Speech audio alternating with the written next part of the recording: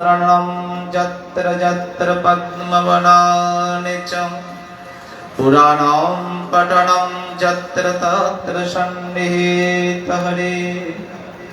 जय रूप सनातनं भट्टरघुनाथ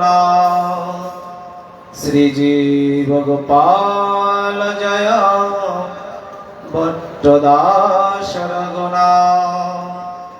ए छये गुसाए करि चरण बंदन जा हইতে বিঘ্ন নাশ অভীষ্ট পুরাণ। বঞ্চা কল্পতরুভ্যশ্চ কৃপা সিন্ধুভ্যেব চ পতিতানাং পাবনেভ্যো বৈষ্ণবেভ্যো নমো নমঃ। সকল বৈষ্ণব শ্রুতবৃন্দে শ্রীচরণে নমস্কার। কৃপা করে শ্রীচরণ ধুলি শিরে দাও আমায়। জয় জয় শ্রী চৈতন্য জয় নিত্যানন্দ জয় অদ্বৈত চন্দ্র জয় গৌরভক্ত বৃন্দ। ভক্ত গোষ্ঠী সহিত গৌরাঙ্গ জয় জয় শুনিলে শ্রী ভাগবত কথা ভক্তি লাভ হয়। ওম নমঃ ভগবতে বাসুদেবায়।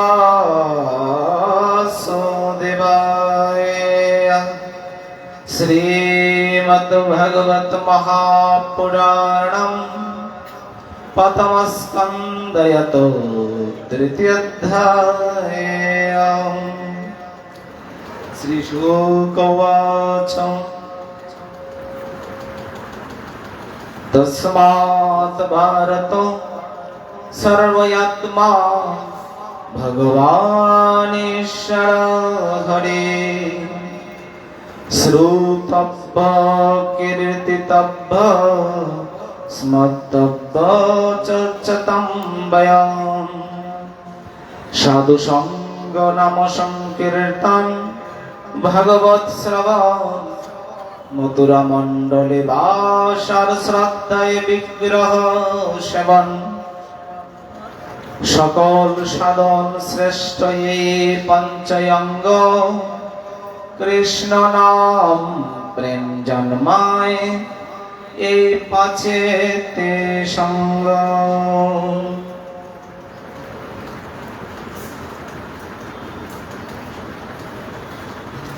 পরমংশ পরিব্রাজক কুলমুকুটমণি শ্রী শ্রী শুকদেব গোস্বামী পাদ গঙ্গা প্রবিষ্ট দেবর্ষি মহর্ষি ব্রহ্মর্ষি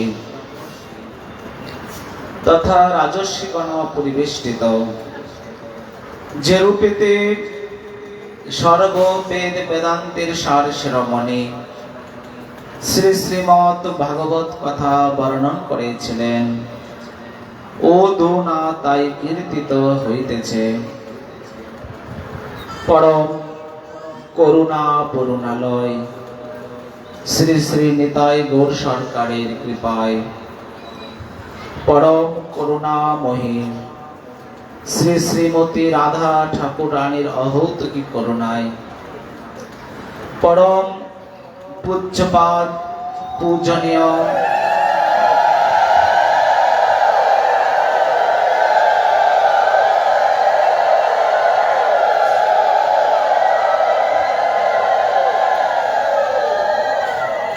अस्मादीय श्री गुरु पाद पद्म তাহার কৃপা আশীর্বাদ মস্তকে ধারণ করে। তদীয় ভক্তমণ্ডলী শ্রী মাতৃশক্তি কৃপা আশীর্বাদ নিয়ে অন্তরে যা স্ফুরিত হচ্ছে তাই বেগ ও জিহ্বা বলা মাত্র।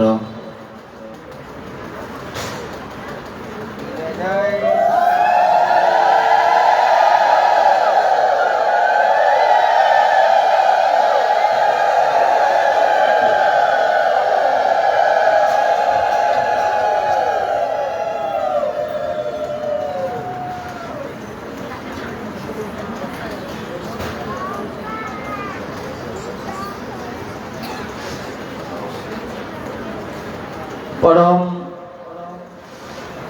সর্বোপরি শ্রী শ্রী লক্ষ্মী নারায়ণ দেবী তথা ভগবতী মায়ের প্রাঙ্গণে উপনীত হয়ে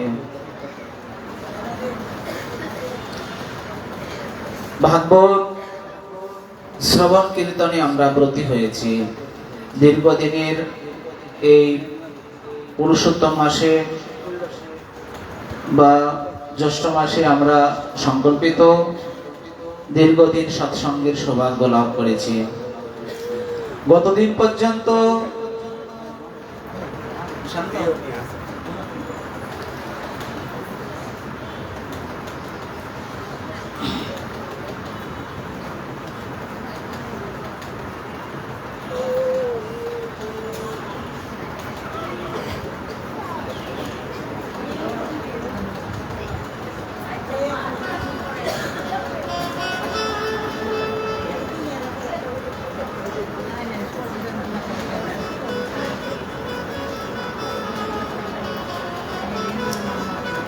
এই গতদিন আমরা শ্রী বিগ্রহের মহিমা যৎকিঞ্চিৎ আস্বাদন করেছিলাম।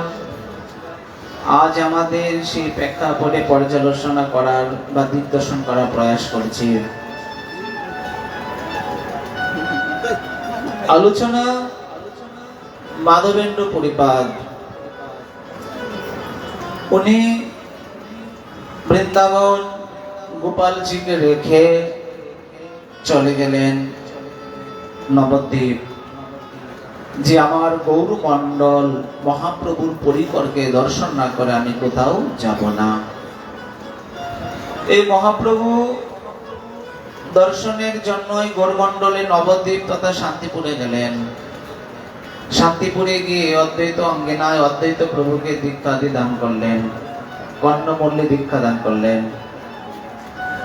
দীক্ষা দেওয়ার পরে উনি বললেন যে নীলাচল তো যেতেই হবে, তার মানে একটু রেমুনা দর্শন করে যায়। যে রেমুনাতে রামচন্দ্র ভগবান এখানে এসেছিলেন, সীতাশা পুরাণে রামচন্দ্রকে বললেন, প্রভু দাপর যুগের লীলা তো এখানে দেখলাম বা তুমি সুন্দর বর্ণন করেছ, না ত্রেতা যুগের কথা, কিন্তু দাপর যুগের তো কিছু বললেন না। তখন একটি পাথরের মধ্যে গোপীনাথের চিত্র অঙ্কন করলেন। এই দৃশ্য যখনই পরিপাত দর্শন করলেন, দর্শন করে ভাবতে লাগলেন যে সত্যি তো এত সুন্দর লীলা, এই গোপীনাথের দর্শন যদি না করে যায় তাহলে জীবন পেত বৃথা। এই বলেই উনি কি করলেন, উনি সেই রেমুনাতে গিয়ে প্রবেশ করলেন। রেমুনার মন্দিরে গিয়ে প্রণাম করলেন, বিগ্রহ দর্শন করলেন, মন্দির পরিক্রমা দিলেন। দেখো এখানে বিগ্রহ দর্শনের খুব সুন্দর একটি কথা বললেন। বরহা পীরং নটবর বপো করনায় করনিকারকাম বেভদ্রবশনম কনক কৌপিশম বৈজন্তি চমালনম গন্ধর্বৃণো যদয় শ্রুদয়া পরয়েন্দ গোপবৃন্দে বৃন্দারণ্য সপদনমনং প্রবেশে তমৃতকৃত্যে। এখানে দশম স্কন্ধে গোপীদের মানে গোপীগণ এই শ্লোকের উত্তর গোষ্ঠী আলোচনা করেছিলেন। খুব সুন্দর শ্লোক। বরহা পীরা নটবর বপু করুণায় করুণিকারকম, ভগবানের লীলা বর্ণন করলেন। এই যে আমরা বিগ্রহ দর্শন করতে গেলাম, তাতে কি হয়ে গেল বিগ্রহ দর্শন? বিগ্রহ দর্শনের কত মহিমা, বিগ্রহ দর্শনের কত লীলা। এই বিগ্রহ দর্শন করলে কত পাপ তাপ ক্ষয় হয়ে যায়, কত ভক্তি লাভ হয়, শ্রদ্ধা বিশ্বাস প্রেম ইত্যাদি লাভ হয়। এক এক ভাবে এক এক কথা বর্ণন করলেন। এখানে বলছেন যে প্রথমেই বলছেন যে যদি সম্ভব হয় তাহলে যথাযথভাবে কি করবে, বলছেন যে যথাযথভাবে বিগ্রহ চরণ থেকে বদন পর্যন্ত দর্শন করবে। মাধুর্য ভক্তদেরকে বলছেন যে বদন থেকে চরণ পর্যন্ত দর্শন করবে। এক এক ভাবে এক এক ভক্তদেরকে বর্ণন করলেন। ভগবানের চরণ, চরণের মধ্যে কি আছে? নপুর আছে না আলতা আছে? চরণ থেকে দর্শন করতে করতে উপর পর্যন্ত যাবেন, হাঁটুতে, কোমরে, গলায়, কণ্ঠে, বদন, ললাট, মস্তক। এই জন্য এখানে বলছেন বরহা পীরা নটবর বপু করুণায় করুণিকারকম। বলছেন ভগবানের এত সুন্দর কেশ দেখে কেন চোখ ফিরাতে পারে, তার দিকে সবাই আকর্ষণ করতে পারে, আকর্ষিত করে। তার নয়ন, তার জোড়া বড়ু, তার অধর, তার উষ্ঠ, তার গলায় কত প্রকার মালা আছে, 3 প্রকার, বৈজন্তী মালা, বনমালা, গুঞ্জা মালা। গলা থেকে হাঁটু পর্যন্ত মালা, বৈজন্তী মালা। 5 রকমের ফুল দিয়ে 1 প্রকার মালা, বনমালা বলা হয়। এরকম ভাবে 3 প্রকার মালার কথা বর্ণন করলেন। কোমরে কি আছে, চরণে কি আছে, এইগুলো দর্শনের কথা বললেন। শেষে বললেন ভগবান আমি দর্শন করলাম, কিন্তু যদি আমি ভগবানের যথাযথভাবে দর্শনই না করি, বিগ্রহ দর্শন করে আসলাম, যদি কেউ বর্ণন করলেন দাদা কোথায় গেলে গো? ও আমি ঠাকুর দর্শন করতে গেলাম, ঠাকুরজিকে দর্শনের জন্য গিয়েছি। ঠাকুরজিকে দর্শন করতে গেলেন, কোন ঠাকুর? বলছে গোবিন্দ ঠাকুর, গোবিন্দজি। গতকালকে আমরা আলোচনা করলাম যে গোবিন্দ, গোপীনাথ, মদন মোহন। এবার একজনের প্রশ্ন হচ্ছে এত ঠাকুর তো আমরা নাম শুনি নাই বা বুঝিও না, জানিও না। প্রকৃত ঠাকুরের অনেক নাম, ঠাকুরের নাম অনন্ত, অনন্তা, লীলা, গুণ, মহিমা, যা কোনো কল্পনাও করা যায় না। যাই হোক, এরকম ভাবে যখনই বর্ণন করলেন তখনই কি বলছেন যে ঠাকুর দর্শন করতে গেলাম, ঠাকুরজিকে দর্শন করে আসছি। ও আচ্ছা, ঠাকুরের পরনে কি কাপড় আছে বলতে পারো তো? যে ঠাকুরের পরনে কি কাপড় সেটা তো আমি বলতে পারবো না। আচ্ছা, ঠাকুরের কানের মধ্যে কি কি আছে, দোল আছে নাকি, নাকি কি আছে, কেশগুলো কি কি রকম বেনি করা আছে ইত্যাদি সমস্ত কিছু জিজ্ঞাসা করলেন। যে যথাযথ উত্তর দিতে পারবে না, বলছে তোমার বিগ্রহ দর্শন হবে না। তোমার বিগ্রহ দর্শন তখনই হবে যখন তুমি সেটা হৃদয়ঙ্গম করতে পারবে, হৃদয়ের মধ্যে স্পষ্টভাবে তুমি সেটাকে স্পষ্টভাবে দেখতে পারবে। এই যে মনোময়ী আর মনোময়ী, নিজের মন দ্বারা ঠাকুরকে যথাযথভাবে নিজের মধ্যে স্থাপন করতে পারো। চেতু দর্পণ মানে জনম বাব মহাদবাগ্নি নির্বাপণম শ্রেয় কৌরব চন্দ্রিকা বিতরণম বিদ্যাবোধ জীবনম আনন্দবদিবর্ধনম পুতিপদম পূর্ণামৃত আস্বাদনম সর্বয়াত্মা সমর্পণম পরম বিজয়তে শ্রীকৃষ্ণ সংকীর্তন। বলছেন যে এইখানে চিত্তরূপে একটা দর্পণ আছে, সেই দর্পণ দ্বারা গোবিন্দকে দর্শন করো। ছোট্ট একটা দৃষ্টান্ত, ধ্রুব দেবশ্রী নারদ বললেন, এই এত অল্প বয়সে চলে আসলি কেন রে? যা ঘরে ফিরে যা, বাবা মা কি বলছে সেটাকে নিয়ে তুই ধরে আছিস কেন? বলছে হরি লাভ করবো, হরিকে লাভ করার জন্য চলে এসছে। ও তুই হরি লাভ করবি? বলছে হ্যাঁ। হরিকে মামার বাড়ি মোয়া তুই বললে পাবি? বলছে হরি তাকে মায়ার ও পারে, হরি কখনো হরির কাছে তুই যেতে পারবে না। আচ্ছা বলুন তো আপনি কে? বলছে আমি দেবর্ষী নারদ। আমি তো কখনো কদাপি শুনি নাই যে দেবর্ষী নারদ কাউকে সংসারে প্রবেশ করিয়ে দিয়েছি। আমার সন্দেহ হয়েছে আপনি দেবর্ষী নারদ নন। যদি দেবর্ষী নারদই হতেন আমাকে সংসার মুক্ত করার উপদেশ দিতেন, আর আপনি নিজেই আমাকে সংসারে পাঠাচ্ছেন, এটা কি ধরনের কথা? যখনই বলছেন, বলছে তুই কি পারবি? বলছে আমি যদি যেতে না পারি হরি তো আমার কাছে আসতে পারে, তাহলে আমি হরি উপাসনা করতে আপত্তি কোথায়? যখন এই কথা বললেন, বলার পরে বলতে লাগলেন পারে যা মধুবনে স্নান করে আয়, তোকে আমি দীক্ষা দান করব, আশীর্বাদ করে দিলাম, মাত্র 6 মাসের মধ্যেই তুই ভগবান হরিকে লাভ করতে পারবি বলে দিলেন। দেবর্ষী নারদ যাকে কৃপা করেছে, যাকে স্বপ্নেতেও দর্শন দিয়েছে, তারা ভগবানকে লাভ করেছে। ছোট দুজন প্রহ্লাদ আর ধ্রুব, বেশ বাল্মীকি, বৃদ্ধ, তারাই ভগবানকে মানে দেবর্ষী নারদের সঙ্গ করে ভগবানকে লাভ করেছেন। এই জন্যই দেবর্ষী নারদ যখন প্রথম মাস এক আসনে বসে থাকে, এক আসনে বসে তাকে 3 দিন পরে আসন ত্যাগ করে উঠে। এই 3 দিনের মধ্যে একবার উঠে যমুনার থেকে একটু জল পান করে আবার আসনে বসে যায়, হরি তপস্যা করতে, তীব্রভাবে তপস্যা করতে লাগলেন। দ্বিতীয় মাস 6 দিন অন্তর অন্তর আসন একবার থেকে উঠে, 6 দিন পরে একবার আসন থেকে উঠে ভগবানের তপস্যা করতে লাগলেন। বনের মধ্যে কদবেল, বেল পাওয়া যায় তো, কখনো ফুল ফল বা কদবেলকে ভোজন করতে লাগলেন। তৃতীয় মাস বনের ঘাস লতা পাতা 9 দিন অন্তর অন্তর আসন ত্যাগ করে, একবার আসনে বসলো, 9 দিন পরে একবার আসন থেকে উঠবে, উঠে সেখান থেকে একটু বনের লতা পাতা ঘাস ইত্যাদিকে ভোজন করতে লাগে। চতুর্থ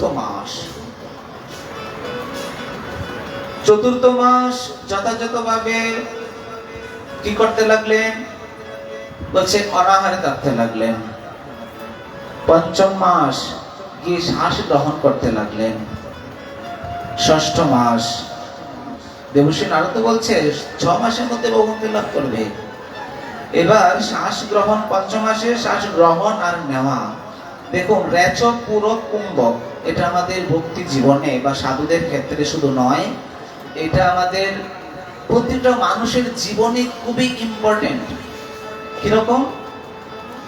দেখুন এই যে শ্বাস নিলাম, প্রতিদিন ঘুম থেকে উঠে স্নান আদি করে যখন ভজন করতে বসবেন তার আগে করবেন, শ্বাস নেবেন, আবার শ্বাসটা ছেড়ে দিবেন, নিবেন, তারপর ধরে রাখবেন, তারপরে ছেড়ে দিবেন। রেচক পুরক কুম্ভক 3 প্রকার।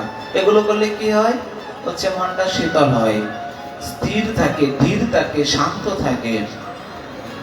হচ্ছে যাদের হাড়ের সমস্যা ইত্যাদি, বলছে এগুলো মানে যদি প্রতিনিয়ত যদি কেউ করে থাকে, বলছে অনেক রোগ থেকে মুক্ত হয়ে যায়। দেখবেন অনেকেরই রক্তটা মানে রক্ত উঠে যায় মাথার মধ্যে, বা অনেকেই যথাযথভাবে প্রেসার ইত্যাদি থাকে, হাই প্রেসার, অনেক পরিশ্রম করে ইত্যাদি। বিজ্ঞান বলছে পাওয়ার নেপ, সঙ্গে সঙ্গে মৃত মানে সব আসন, আমাদের শাস্ত্রে বলছেন সব আসন। যদি সঙ্গে সঙ্গে মরা মানুষ যেমন করে শুয়ে থাকে, ঠিক সেরকম হাত পা ছেড়ে দিয়ে মরার মতো শুয়ে থাকা, 5 মিনিট করে দেন, দেখবেন একবারে শক্তি ফিরে পাবেন। এটাকে বলছেন আমাদের শাস্ত্রে সব আসন। আর বিজ্ঞান বলছে পাওয়ার নেপ। এগুলো আমাদের প্রতিনিয়ত দিনের মধ্যে 1-2 বার করতে হয়, তাহলে শরীরে অনেক উপকার। আমরা টুকটুক করে শ্বাস নেই আর ছেড়ে দিই, বলছে না, একবারে পূর্ণ শ্বাস নেবেন, আবার পূর্ণভাবে শ্বাস ছেড়ে দিবেন, অনেক শান্তি পাবেন, অনেক শান্তি। অনেক রূপ থেকে মুক্ত হতে পারবেন।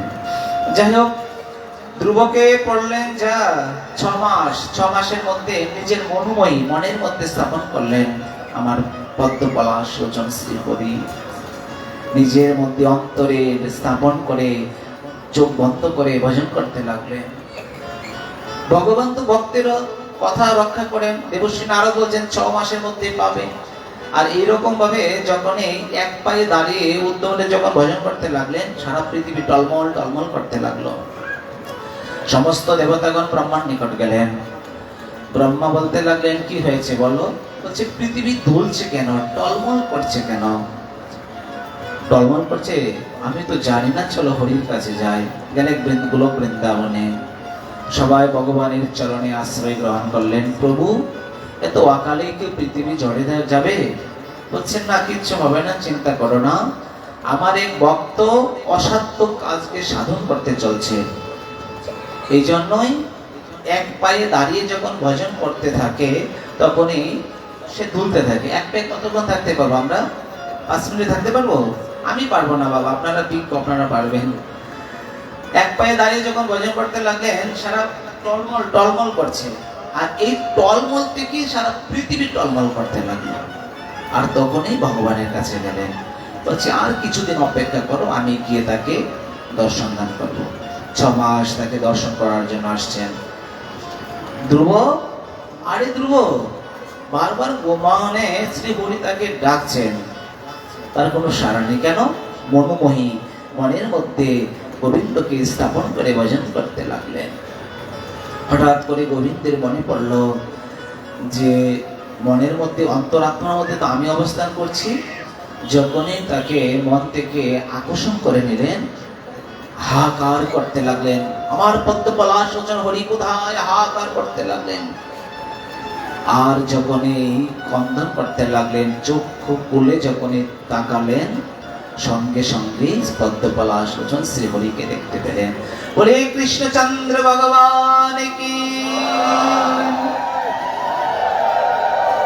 এজন্যই বিগ্রহকে এমন করে মনের মধ্যে স্থাপন করতে হবে। সাক্ষাৎ বসে থাকলে কোনো কিছু নয়, মনের মধ্যে তো আছে। এই জন্যই কি বললেন যে জীবগোসাইপাদ উল্লেখ করেছেন যে শরণং পঞ্চবিদনম, 5 প্রকার: স্মরণ, ধারণা, ধ্যান, দুবনস্মৃতি, সমাধি, 4 প্রকার। স্মরণ মানে কি? যৎকিঞ্চিত সন্তানের নামে স্মরণ। সামান্য একটু চিন্তা করবো গোবিন্দ কিরকম, একটু চরণটা প্রণাম করলাম, তাড়াতাড়ি অফিসে ডাকছে, অফিসে যেতে হবে, আরে কটা বাজে, সময় হয়ে গেছে, অফিসে যাব। আর যখন অফিসে চিন্তা করে যৎকিঞ্চিত গোবিন্দের চরণটাকে লক্ষ্য করলেন, এই যৎকিঞ্চিত চিন্তা করার নামই হচ্ছে স্মরণ বা স্মরণ। তারপরে বলছে সর্বচিত্ত আকর্ষণ সামান্য মনোধারণ। এই যে আমি যে গোবিন্দের চরণটা কিরকম এটা চিন্তা করলাম, মনের মধ্যে এটা ধারণ করতে লাগলাম, এই ধারণ করা কি বলা হয়? ধারণা। চরণটা তো দর্শন করলাম, এই চরণ দর্শন মানে একটু মনে মনে স্মরণ করার নাম হচ্ছে স্মরণ করা বা স্মরণ করা। এই চরণটা যেটা দর্শন করলাম সেটা নিজের হৃদয়ের মধ্যে বারবার ধারণা করতে লাগলাম। আচ্ছা, চরণে কি আছে দেখি তো, একটু নপুর আছে কিনা, আলতা আছে কিনা, গোবিন্দের চরণটা কিরকম, রাধারানীর চরণটা কিরকম, এই যেটা করতে করতে এটা একটা ধারণা হয়ে যায়। এই জন্য বলছেন যে হরির রূপ গুণাদি চিন্তন করার নামই হচ্ছে ধারণা। বিশেষ এবার আস্তে আস্তে বরহা পীরনট বরবপু করুণায় করুণিকারকম। যখন আমি গোবিন্দের সর্ব আকর্ষণ, সর্বটা দেহটাকে গোবিন্দের সর্ব চরণ থেকে বদন পর্যন্ত সমস্ত সুন্দরভাবে আমার হৃদয়ের মধ্যে স্থাপন করব, চিন্তন করব, বিশেষভাবে রূপাদি চিন্তনের নামই হচ্ছে ধ্যান। বিশেষভাবে চিন্তা করব, আর চিন্তা করার নামই হচ্ছে গিয়ে ধ্যান। অমৃত ধারায় অবিচ্ছন্ন স্মরণের নাম হচ্ছে দুর্বন স্মৃতি। কিরকম? বারবার একবার অন্যদিকে মনটা চলে গেছে, কেউ ডাকছে, দাদা কোথায় যাচ্ছ? রাম, শ্যাম, কোথায় যাচ্ছ? এই যে ডাকছে বারবার। মনটা চলে যাচ্ছে তার দিকে, সঙ্গে সঙ্গে আবার তাকে এনে গোবিন্দের চরণে জোড়া দিয়ে দেওয়া। এটাকে বলা হয় ধ্রুবন স্মৃতি। আর হচ্ছে দেহমাত্র স্ফুরণের নামই হচ্ছে সমাধি। মানে যখন আপনি সমস্ত কিছু হয়ে গেল, আর কোনো কিছু নাই, মন চলে যাচ্ছে আবার চলে আসে, অল্প করে গোবিন্দকে চিন্তন করতে পারছি, সমস্ত রূপ বদন সমস্ত কিছু চোখের মধ্যে ভেসে উঠছে, তাকে বলা হয় সমাধি। আর এই সমাধি যখন সমাধি স্তরে পৌঁছে যায়, হচ্ছে সে গোবিন্দকে লাভ করেই থাকে। হিমালয়ে গিয়ে দেখেন কত যোগীন্দ্ররা, কত মনীন্দ্ররা সেখানে বসে ভজন করছে। তাদের উপর দিয়ে গাছের শিকড় চলে যাচ্ছে, বিষধর সর্প পেঁচিয়ে রাখছে, তথাপি তাদের কোনো ধান ধারণা কিছুই নেই। কেন? বলছে থাকবে তো। হিমালয়ে যান, গিয়ে দেখবেন হিমালয়ে এত সুন্দর মানে জায়গার মধ্যে বিষধর সর্প বড় বড় ঋষিদেরকে, নাগা বাবাদেরকে পেঁচিয়ে রাখছে। কেন? বিষধর সর্প কিন্তু শীতলতা প্রিয়, শীতলতাকে পছন্দ করে। এই জন্য এই যে মলয় পর্বত, এই যে একটু পরে আলোচনা হবে, যখন মলয় পর্বতে যাবেন, কেউ যদি চন্দন আনতে যায়, চন্দন আনতে পারবে না। কেন জানেন তো? এখানে রাজার আদেশ লাগবে, জমিদার থাকবে, তার আদেশ লাগবে, তাদের অনুমতি নিয়ে যেতে হবে। একবারে যদি আপনি বেশি চন্দন নিয়ে আসেন, একবারে পুলিশে ধরে নিয়ে যাবে। নিয়ম অনুসারে অল্প অল্প আনতে হবে, এটা হচ্ছে পুলিশের ব্যাপার।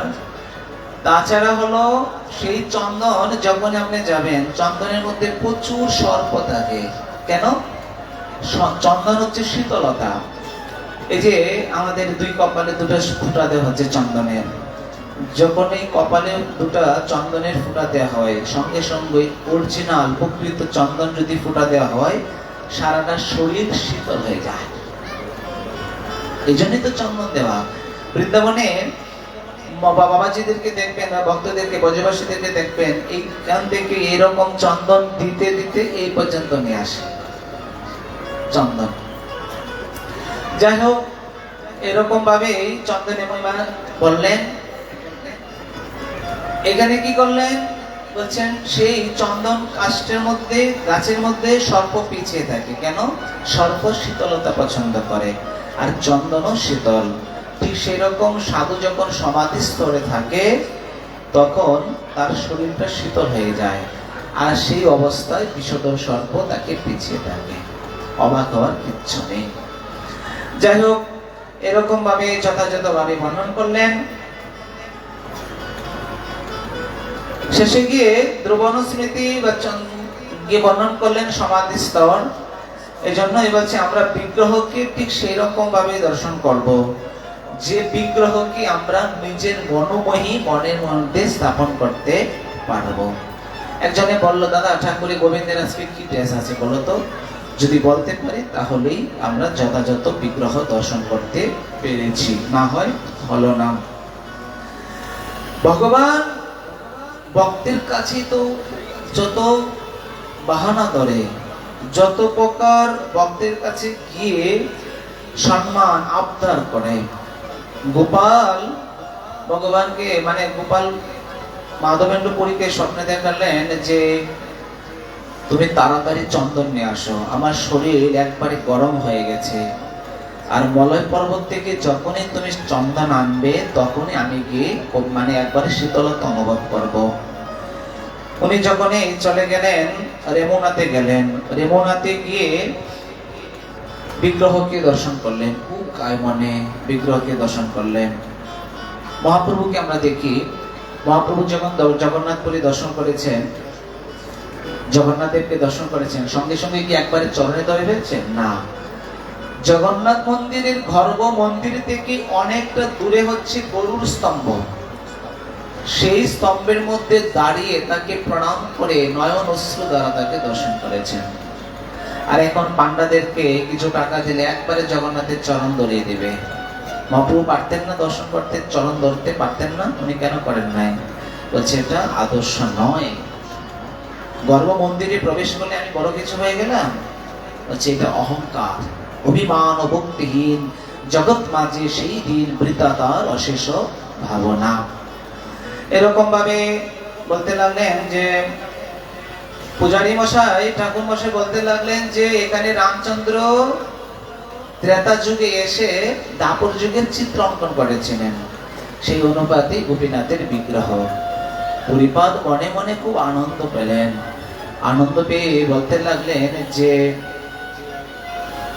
একটি রাত আমি এখানে থাকবো, একটু গোপীনাথকে ভালো করে দর্শন করব। হঠাৎ করে দেখতে লাগলেন মন্দিরের ঠাকুর মশাই গোপীনাথের মন্দির থেকে ক্ষীর নিয়ে যাচ্ছে। ক্ষীর প্রতিদিন গোপীনাথের মন্দিরে অমৃত ক্ষীরি নামক 12 ভার, ক্ষীরের নাম হচ্ছে অমৃত ক্ষীরি। 12 ভার ক্ষীর ঠাকুরকে ভোগ নিবেদন করে, আবার এটা ভক্তদেরকে বিতরণ করে। পুরীপাদ মনে মনে ভাবতে লাগলেন, ইস, আমি যদি একটু ক্ষীর নিতে পারতাম, আমি সেই ক্ষীর নিয়ে আমি আমার গোপালকে দিতে পারতাম, না জানি আমার গোপাল কত সন্তুষ্ট হতো। দেখুন সেবিত বিগ্রহ, ঠাকুর গোপীনাথের ভোগ লাগলো, ঠাকুরের হয় নাই, হয়েছে। তোমার সেবিত বিগ্রহ কোনজন, তাকেই তো দিতে হবে। তোমার সেবিত বিগ্রহকে অনাদর রেখে তুমি অন্য জায়গায় পুরী পূজন করে নিলে তাহলে কি হলো, এটা অপরাধ হয়ে যাবে। এই জন্য উনি মনে মনে ভাবতে লাগলেন, একটু ক্ষীর যদি পেতাম আমি আমার গোপালের জন্য নিয়ে যেতে পারতাম। কত লালসা, ভজনের যার মধ্যে লালসা আছে সেই তো বুঝে, নচেত তো বুঝে না। সেরকম ভাবে বিগ্রহ দিকে তাকিয়ে বারবার বলতে লাগলেন, হে গোপীনাথ, কবে তোমার একটু সেবা করতে পারবো। মনের মধ্যে লালসা। বলছেন ভগবানের কাছে যে যেটা আবদার করে সেটা পূরণ হয়ে থাকে। কি করলেন, এই মনে মনে বাসনা করলেন, রাত্রিতে দরজা লাগিয়ে দিবেন, মন্দির থেকে বের করে দিলেন। উনি চলে গেলেন ভাঙা হাট নামক একটা বাজারের পাশে, সেখানে গিয়ে সুন্দর করে কীর্তন করতে লাগলেন, জপ করতে লাগলেন, হরে কৃষ্ণ কৃষ্ণ কৃষ্ণ হরে হরে, হরে রাম রাম রাম হরে হরে, জপ করতে লাগলেন। পূজারী দরজা বন্ধ করে তালা দিয়ে উনি কি করলেন, চলে গেলেন বাড়িতে, গিয়ে ঘুমালেন। রাত্রিতে গোপীনাথ স্বপ্নে দেখালেন, পূজারী, আমি তোমার কাছে এসেছি একটা কারণে। প্রভু বলেন কি জন্য? বলছে আমার বৃন্দাবন থেকে আমার এক নিষ্কিঞ্চন ভক্ত এসছে, আমার একনিষ্ঠ ভক্ত। এই একনিষ্ঠ ভক্তের মনে একটু বাসনা ছিল যে একটু ক্ষীর খাবে, একটু ক্ষীর যখনই পাবে একটু ক্ষীর দিতে হবে। পূজারী বলতে লাগলেন যে প্রভু আমার কাছে তো কোনো ক্ষীর নেই। আরে তোমার কাছে থাকতে হবে না, 12 ভাণ্ড করে তো ভোগ লাগাও, একটি ভার আমি গোপন করে আমার আঁচলের নিচে আমি রেখে দিয়েছি, তুমি যাও, গিয়ে আমার ভক্তকে এই ক্ষীরটা তুমি দিয়ে আসো। ঘুম থেকে উঠলে লাভ দিয়ে গোপীনাথের স্বপ্ন। দেখুন স্বপ্ন রাধা কৃষ্ণ দেখে নামে গানে সদা রাখি, অবসর নাই এক দিলে। যারা ব্যবসা করে তারা ব্যবসা কিছু স্বপ্ন দেখবে, যারা দিন ভর রাত ভর কৃষ্ণ চিন্তা, কৃষ্ণ মনন, কৃষ্ণ ধ্যান করে তারা স্বপ্নেও ভগবানকে দর্শন করে। স্বপ্নেতে সাধুগুরু বৈষ্ণব দর্শন করা, স্বপ্নে নিজের গুরুদেবকে দর্শন করা, বৈষ্ণবের দর্শন করা, ভগবত দর্শন করা, এটা অল্প ভাগ্যে হয় না, কোটিকালের ভাগ্যে, কোটিকালের ভাগ্য। যখন এই স্বপ্নে দেখালেন যাও, ঘুম থেকে উঠে তো যেতে পারতেন, বলছেন না। কি করলেন, ঘুম থেকে উঠলেন, উঠার পরে নিজে তো রাত্রিতে 1 ঘন্টা ঘুমালেই আপনি অপবিত্র, স্নান করতে হবে। নিজে স্নান করলেন, তিলক রচনা করলেন, মধ্যরাত্রে ঠাকুরের ঘর কি করে খুলবে, নিজের মধ্যে তো একটা ভয়ভীতি কাজ করে। কি করলেন, স্নান করলেন, পবিত্র হলেন, তিলক রচনা করলেন, মন্দিরে প্রবেশ করলেন। মন্দিরে আগে প্রণাম করলেন, মন্দিরের দরজার মধ্যে আস্তে আস্তে করে নক করে ঠাকুরের কাছে প্রার্থনা করে মন্দিরে গিয়ে প্রবেশ করলেন। কতগুলো সদাচার কাজ করলো দেখুন, এগুলো আমাদের কতটুকু আছে।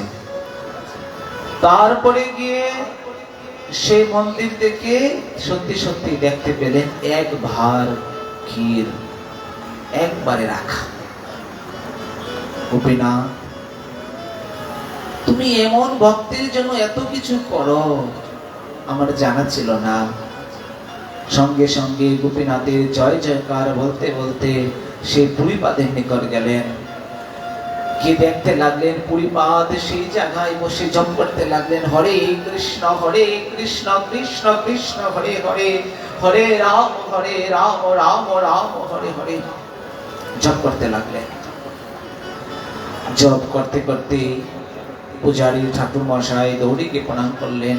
ওহো, কি ভাগ্য আপনার, সাক্ষাৎ গোপীনাথ আমাকে স্বপ্নে দেখালেন, মনে মনে বাসনা করেছিলেন, নেন, ভগবান নিজে আপনার জন্য ক্ষীর চুরি করে রেখেছে।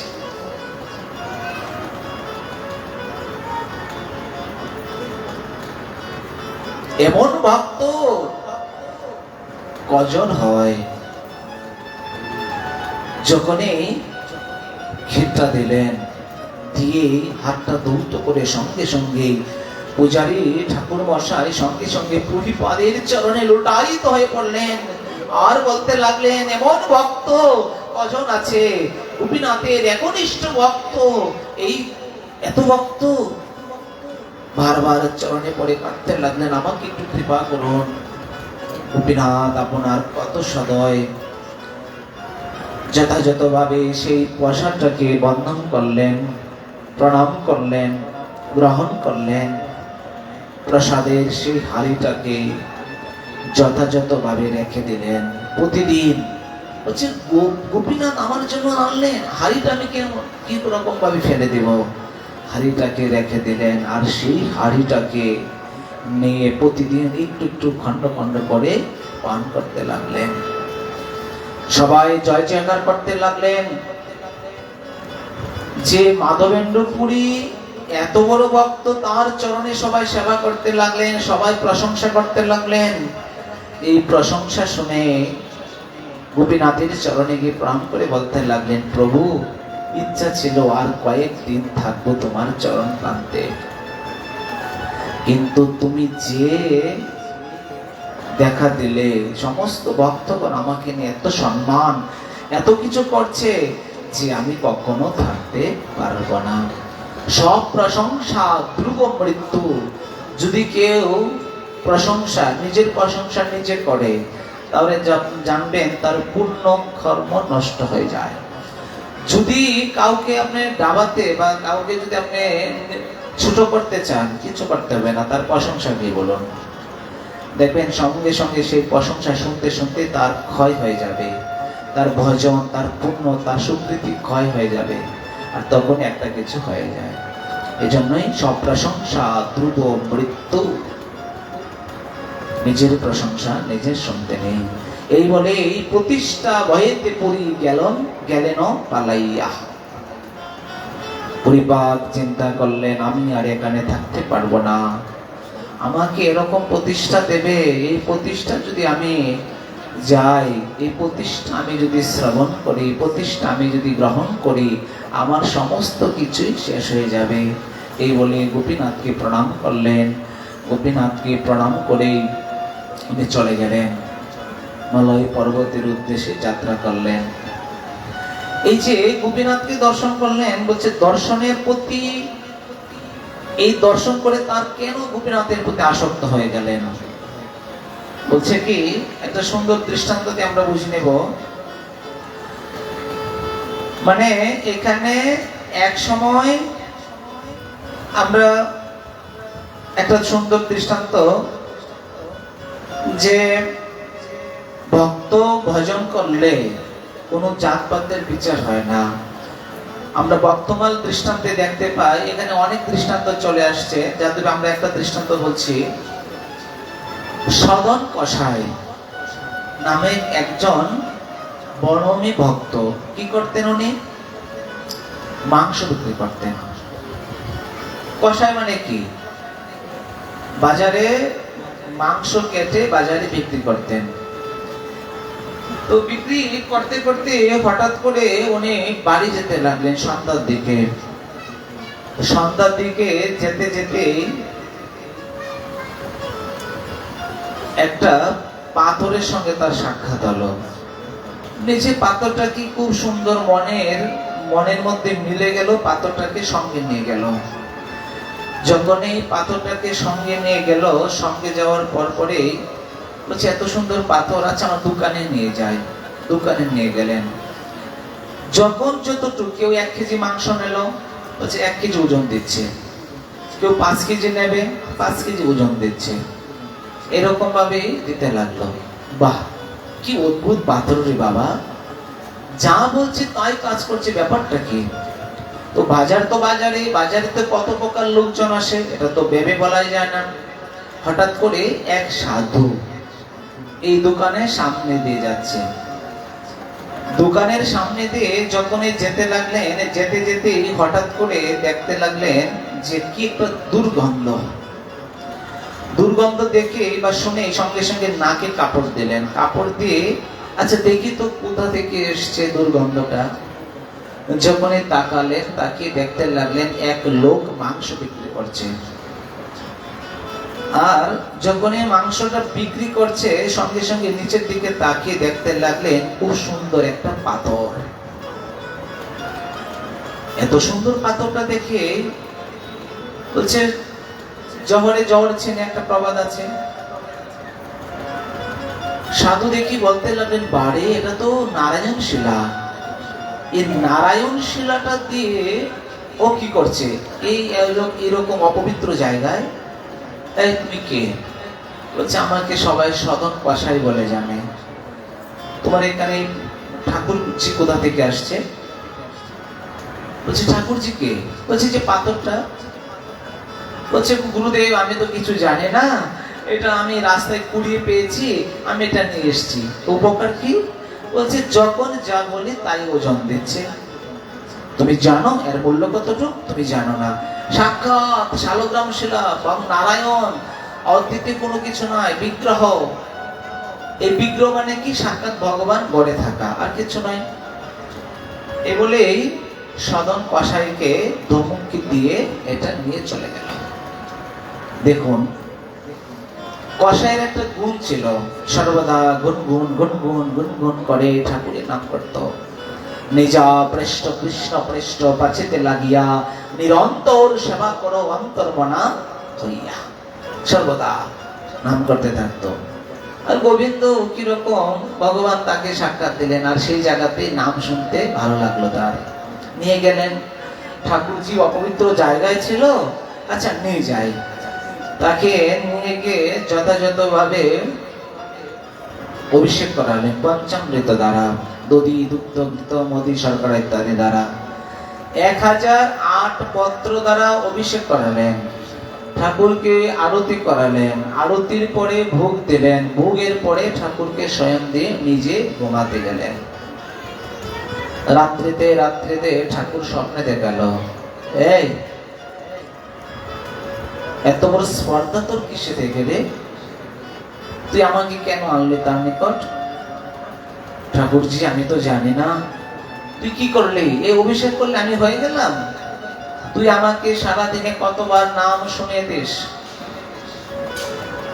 এই জন্য বলছেন, তস্মাৎ ভারত সর্বয়াত্মা ভগবান ঈশ্বর হরি শ্রুতব্য কীর্তিতব্য মশ্চব্য চ চতম্বয়হম। যখনই বললেন যে যেখানে শ্রবণ কীর্তন হয় সেখানে আমি অবস্থান করি, যে কোনো জায়গায় প্রান্তে থাক না কেন, যেখানে ভাগবতের সংকল্প হবে, যেখানে আমার ভাগবতের আয়োজন কথা হবে, হরি কোথায়? হরি কথায়। যেখানে ভগবানের কথা হয়, ভগবানের গুণগান হয়, ভগবানের কীর্তন হয়, সেখানে ভগবান থাকেন, ভগবান আসেন। সদন আমাকে সর্বদা 24 ঘন্টা আমাকে নাম শ্রবণ করাচ্ছে। যা সকালবেলা হতেই তার কাছে দিয়ে আমাকে ঘুম থেকে উঠলেন, তাড়াতাড়ি করে বলতে লাগলেন, আমি কি অন্যায় করলাম? ঠাকুরজিকে সুন্দর করে নিয়ে সদনের হাতে দিয়ে বলতে লাগলেন, তুমি এত বড় ভক্ত আমি জানি না, আমাকে ক্ষমা করো। ভক্ত কে কিরকম ভক্ত তাকে বিচার করা যায় না। প্রভুদানন্দ সরস্বতী পাদ বলছেন, ভক্তকে বিচার করার দায়িত্ব একমাত্র তার প্রভুর, আর কেউ নয়। আমি তার বিচার করব? আমি কি তাকে খাওয়াচ্ছি, পড়াচ্ছি, দেখাশোনা করছি? তাহলে আমি কেন তার বিচার করব? গুরুদেব বিচার করতে পারেন, বয়োজ্যেষ্ঠ বা গুরু পরম্পরা বিচার করতে পারেন, বাহিরের লোক বিচার করা উচিত নয় এখানে বলছেন। এই জন্য প্রবোধানন্দ সরস্বতী পাঠ ডিরেক্ট বলে দিলেন, যেখানে বিচার করা চলবে না। যখন এই কথা বললেন, বলতে বলতেই গিয়ে বলতে লাগলেন, দেখো তুমি এত বড় ভক্ত আমি জানি না, আমাকে ক্ষমা করো, আমি অন্যায় করেছি। তবে তোমাকে আমি এটা বলে দিই, তুমি একটু সদাচারী হয়ে ভজন করো, দেখবে সাক্ষাৎ গোবিন্দকে তুমি লাভ করতে পারবে। কেন? বলছে, সাক্ষাৎ ঠাকুরের বিগ্রহ, বিগ্রহ নাও তুমি, সাক্ষাৎ ব্রজেন্দ্রনন্দন, বিগ্রহ নাও তুমি ব্রজেন্দ্রনন্দন বলে দিলেন। এইটাই তার মাথার মধ্যে কাজ করতে লাগলো। কি করলাম? মানব জীবনটা সদম প্রথম যেন বলতে চাইলো, না আমি তো ভালোই আছি, শান্তিতে আছি, সুখেই তো আছি, আর কি? সুখে আছি, শান্তিতে আছি, আর তো কোনো দরকার নেই। বলছে, কেন? কাজ করছি, অর্থ উপার্জন হচ্ছে, স্ত্রী পুত্রকে নিয়ে শান্তিতেই তো আছি, আর শান্তিতে থাকতে গেলে আর কি দরকার? আর কোনো কিছু দরকার নেই। যখন এই কথা বললেন, বলতে বলতেই বলে দিলেন যে, ঠিক আছে আমি আপনার কথা মানবো গুরুদেব, আপনি যেমন করে বলবেন। বলছে, তাহলে তুমি এগুলো ছেড়ে দিয়ে ভগবানের সদাচারী ভজন করো। সঙ্গে সঙ্গেই দোকান বন্ধ করে চলে গেলেন। মেয়ে গুরুদেবের নিকট দীক্ষাদি গ্রহণ করে একবারে সদাচারী হয়ে পাগলের মতো ছুটতে লাগলেন। এবার যখন কেউ ভজন করতে ইচ্ছা হয়, দেখবেন একবার মঞ্চে বৃন্দাবনে যায়, নবদ্বীপে যায়, তীর্থ ভ্রমণের জন্য পাগল হয়ে যায়। কখন ছুটবে, কখন দর্শন করবে? কারণ ভক্তির ঘাড়তা অনেক বেশি। ছুটতে থাকে, ছুটতে থাকে, ছুটতে ছুটতেই যখন গিয়ে কয়েকজন ভক্ত বলছেন, আমরা জগন্নাথপুরীতে যাব, যাবে তুমি? বলছে, আমাকে নিয়ে চলো না। একবারে ভালোভাবে সেজে সাধু হয়ে সঙ্গে সঙ্গে সঙ্গে যেতে লাগলেন। এর মধ্যে থেকে বিতর্ক হয়ে উঠলো, এই কদিন আগেও তো অনেক মাংস বিক্রি করলো, ও আমাদের সঙ্গে কেন থাকবে? ও থাকতে পারবে না, আমাদের মধ্যে এটা উঠা বসা উচিত নয়। এই বলেই অর্ধেক রাস্তা গিয়ে তাকে বের করে দিলেন। গিয়ে বলতে লাগলেন যে, আমাকে কেন বের করে দিলেন? আমার খুব ইচ্ছা ছিল তপস্যা করব, বদ্রীনাথে যাব, রামেশ্বরম যাব, দ্বারকায় যাব, জগন্নাথপুরীতে যাব। দেখুন, আদি শঙ্করাচার্য, আমাদের এটা খুব জানার বিষয়, শঙ্করাচার্য দ্বারা প্রতিষ্ঠিত 4 ধাম, একটা বড় 4 ধাম, একটা ছোট 4 ধাম। বড় 4 ধাম কি কি? উত্তর ভারতে আছে বদ্রীনাথ, দক্ষিণ ভারতে রামেশ্বরম, দক্ষিণ ভারতে, পূর্বে আছে দ্বারকা, আর পশ্চিমে আছে জগন্নাথপুরী। এই হচ্ছে 4 ধাম। এটা হচ্ছে শঙ্করাচার্য দ্বারা প্রতিষ্ঠিত, এটা হচ্ছে বড় 4 ধাম। আর ছোট হচ্ছে উত্তরাখণ্ডে গঙ্গোত্রী, যমুনোত্রী, বদ্রীনাথ, কেদারনাথ, এই 4টে, এটা হচ্ছে উত্তরাখণ্ডে পড়েছে। আর আমরা যে জয় ধ্বনি দিই, বলে 4 ধাম কি জয়, আর এটাই হচ্ছে উত্তর, দক্ষিণ, পূর্ব, পশ্চিম, এই 4 ধাম।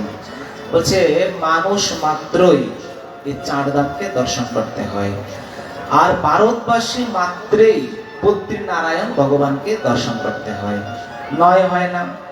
এবার এটার নিয়ম হচ্ছে, বদ্রীনাথে তপস্যা করে আনন্দ পায়, এই জন্য বলছেন যে আমি বদ্রীনাথে তপস্যা করে আনন্দ পাই, রামেশ্বরমে স্নান করে আনন্দ পায়, দ্বারকায় শৃঙ্গার করলে, আর জগন্নাথে ভূষণ করে।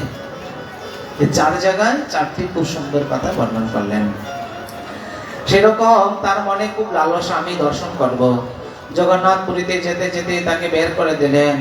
অন্য বিপদ রাস্তায় চলতে লাগলেন। চলতে চলতে রাস্তার মধ্যে এক রমণীকে দেখতে পেলেন। রমণী স্নানরত অবস্থায় আছে, আর সদন কষাই এত সুন্দর, তাকে দেখে তার প্রতি আসক্ত হয়ে গেল। বীর, আমার সঙ্গে চলো। বলছে কে? বলছে আরে আমি জগন্নাথপুরীতে যাব, আমাকে একটু রাস্তাটা বলে দেন। আরে অনেক দূর, তুমি আমার সঙ্গে গড়ে চলো। তার মনোবাসনা পূরণের জন্য গড়ে নিয়ে গেলেন। গড়ে নেওয়ার পরে বলতে লাগলেন, দেখুন আমি আপনার রূপে যৌবনে মোহিত হয়ে গেছি, আমার মনোবাসনা পূরণ করুন। সদন গোসাই বলতে লাগলেন, আমি আপনাকে মা বলে সম্বোধন করলাম, আমার কাছে এরকম কখনো প্রত্যাশা করবেন না। যখন এই কথা বললেন, হঠাৎ করে দেখতে লাগলেন তার পতি স্বামী গড়ে। মা, গড়ে তোমার স্বামী নিজের পতি দেবতা, তথাপি তুমি এরকম করলে কেন? সঙ্গে সঙ্গেই বলতে লাগো, তার মানে তোমাকে লাভ করার প্রথম বাধা হচ্ছে আমার স্বামী। তাহলে দাঁড়াও, আমি আমার স্বামীকে খণ্ড বিখণ্ড করে দিচ্ছি। এই বলে নিজের স্বামীকে একবারে ধারালো অস্ত্র দ্বারা খণ্ড বিখণ্ড করে দিলেন। দেখো, তোমার জন্য আমার নিজের স্বামীকে হত্যা করে দিলাম, তুমি আমার মনোবাসনা পূরণ করবে কি না? মা, আমাকে ক্ষমা করো। বহু প্রান্তর প্রতিজ্ঞা করে আমি ভগবান জগন্নাথের চরণে দর্শন করার জন্য যাচ্ছি, আর তুমি আমাকে এরকম করো না মা, আমি তোমাকে বারবার প্রণাম করি, আমাকে ক্ষমা করে দাও। বলছে, তুমি যদি আমার মনোবাসনা পূরণ না করো, এই গ্রামের এই এলাকার রাজাকে আমি খবর দেব, যাও তোমাকে শেষ করে দেবে। বলছে, মারে কৃষ্ণ রাখি কে, রাখি কৃষ্ণ মারে কে। আমার যদি মৃত্যু লেখা থাকে, অবশ্যই আমার মরতে হবেই, তুমি চিন্তা করো না মা, আমি তোমাকে স্বীকার করতে পারবো না, তুমি যা করার তুমি তাই করো। রমণী কি না পারেন। সঙ্গে সঙ্গে সেই রমণী রাজামশাইকে খবর দিলেন। রাজামশাই আসলেন, এসে বলতে লাগলেন, কি হয়েছে? রমণী মিথ্যা কথা বললেন যে আমার কাছে অন্য কিছু আশা করেছিল, আমার স্বামী তাকে বাধা দিয়েছে, স্বামীকে হত্যা করেছে। এবার রাজা মশাই, আপনি যা করার তাই করেন বলে দিল, উল্টাটা বলে দিল। একবারে রাজাকে করজোড়ে বলতে লাগলেন সদন কষাই যে, মহারাজ, সত্য কথা বলতে আমি কিচ্ছু করিনি, আপনার বিচারে যা করার আপনি তাই করেন। এই বলে কি করলেন? বলছে, যেহেতু তুমি একটা মানুষকে হত্যা করেছো, তাহলে তোমাকে হত্যা করা হবে। যখনই বলছে হত্যা করা হবে, সঙ্গে সঙ্গে করজোড়ে বলতে লাগলেন, রাজন, আমাকে প্রাণে মারবেন না, আমার একটাই লালসা, আমি একটু জগন্নাথ দর্শন করব। আমি জগন্নাথ দর্শন করার পরে আপনার যা ইচ্ছা আপনি তাই করেন, আমি আর কখনো বাধা দেব না। একটা বার শুধু সুযোগ দেন, আমি যেন জগন্নাথকে দর্শন করতে পারি। এই বলেই যখনই জগন্নাথ দর্শনের কথা বললেন, মন্ত্রী বলতে লাগলেন, রাজা, যেহেতু সাধু মানুষ, তাকে প্রাণে হত্যা করা উচিত হবে না। এক কাজ করেন, তার দুটি হাত দ্বারা যেহেতু তাকে হত্যা করেছে, তার হাত দুটি কেটে দেওয়া হোক। হাত দুটি কেটে দিলেন। গোড়াতে গোড়াতে জগন্নাথের উদ্দেশ্যে যাত্রা শুরু করলেন। কবে আমি জগন্নাথ দর্শন করব? জগন্নাথের